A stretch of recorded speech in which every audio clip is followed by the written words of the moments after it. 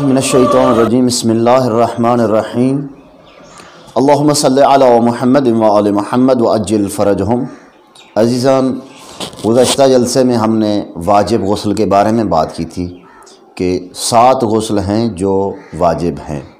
उनमें से हमने सबसे पहले जो बात की थी वो थी गुस्ल जनाबत के हवाले से। आज हमने गुस्ल करने का तरीका बयान करना है कि गुस्ल कैसे किया जाता है, आप पाक कैसे हो सकते हैं उस गुस्ल से जो गुस्ल आप पर वाजिब हो चुका है। तो इसके पाक होने के गुस्ल करने के 2 तरीके हैं। एक गुस्ल के एक तरतीबी है और एक इर्तमासी है। तरतीबी कुछ चीज़ों से होता है और इर्तमासी भी कुछ दूसरी चीज़ों से होता है। जो तरतीबी है वो आप नल से कर सकते हैं, जिस तरह नल के वगैरह हैं देहातों में हैं, वहाँ से डोल से, कुएं के डोल से कर सकते हैं। जहाँ पे अक्सर कुएं होते हैं, डोल से पानी खींचा तो वहाँ से कर सकते हैं। फवारे से कर सकते हैं, घरों में शावर लगे होते हैं वाशरूम में, ये वहाँ से होता है। लोटा, आप लोटा भर भर के दरिया के किनारे में बैठ के लोटा भर के भरना, ट्यूबवेल हो गया, नल के नीचे बैठ के आप लोटा भर के कर सकते हैं, ये हो गया। तरतीबी इन 4 तरीक़ों से होगा। इर्तमासी गुस्ल जो है ये दरिया, चश्मा, नहर और ट्यूबवेल से होता है। इनकी भी मुख्तलिफ हैं शराइत हैं। अज़ीज़ मोहतरम, तरतीबी गुस्ल किया कैसे जाता है? इसकी शर्त यह है कि सबसे पहले तो आप निजासत को दूर करेंगे, जो चिकनाहट लगी हुई होगी वो दूर करेंगे। उसके बाद जब आप निजासत को दूर कर सकें, अपने आप को अच्छे तरीके से नहा लें, फिर आपने नियत करनी है। नियत कुछ ऐसे करेंगे, गुस्ल करता हूँ जनाबत तरतीबी वाजिब कुर्बतन इल्लल्लाह। अगर आप यूँ करेंगे तो आप एक गुस्ल जनाबत का आप गुस्ल कर रहे हैं। तो आपने सबसे पहले तो अपने सर और गर्दन को अच्छे तरीके से धोना है। आपको यकीन हो जाए कि मेरे सर और गर्दन का कोई हिस्सा खुश्क नहीं रह गया। जब आप देख लें, यकीन हो जाए, तब आपने फिर आपने अपना दायां बाजू, दायां साइड आपने धोनी है अच्छे तरीके से।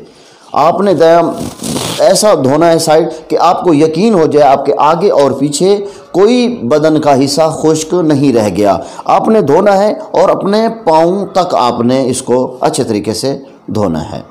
और इसी तरह जिस तरह आपने दायां हिस्सा अच्छे तरीके से धोया होगा, उसी तरह आपने फिर बायां तरफ आपने अपना अच्छे तरीके से धोना है आगे और पीछे, ताकि कोई हिस्सा खुश्क ना रह सके।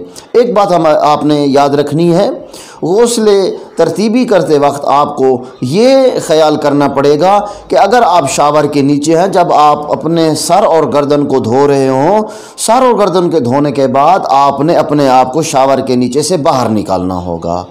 बाहर निकालने के बाद फिर आपने अपनी दाईं साइड को शावर के नीचे लेके जाना होगा। ये भी एहतियात आपको करनी है। जब आप दाईं साइड अपनी शावर के नीचे से निकालने के बाद बाहर आएँ, फिर आपने अपनी बाईं साइड शावर के नीचे लेके जाएं, ये ख्याल करना पड़ेगा। उसके बाद ये है गुस्ल इर्तमासी है। ये गुस्ल इर्तमासी देखने में तो बहुत ही आसान है ये, और जल्दी भी हो जाता है। इसका तरीका भी यही है, सबसे पहले तो आपने निजासत को दूर करना है, पाक साफ़ होना है आपने।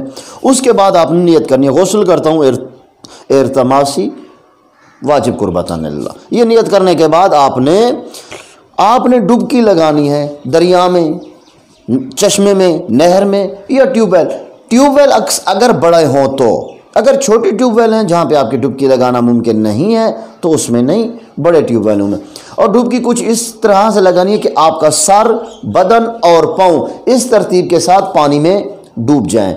और डूबने के बाद आपने अपने पाँव के तलवों को हाथ मसल देना है, ताकि कोई मिट्टी वहाँ पे लगी हुई ना हो जो पानी पहुँचने के माने हो सके।